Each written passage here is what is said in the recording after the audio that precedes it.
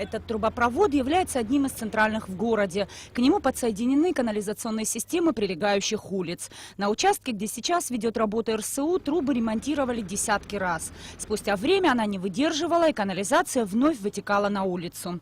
Неполадки системы канализации в целом на этом участке привели к тому, что продолжать и дальше ремонтировать старую трубу было нельзя. Со временем износились трубы, пришли в негодность. Эта работа, будет выполнена в течение еще 2-3 дней, полностью будет завершена.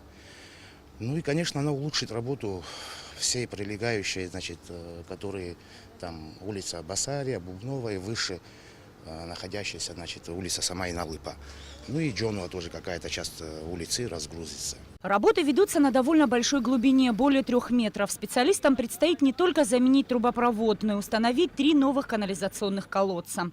Все работы будут завершены уже к середине следующей недели, после чего силами РСУ будет расчищена территория и засыпана гравием место проведения ремонтных работ. Специалисты обещают, что все проблемы с канализацией у жителей части улиц Джонуа, Басария, Бубновой и 4 марта будут забыты надолго. Нис Фаршба, Михаил Братухин, Абхазское телевидение.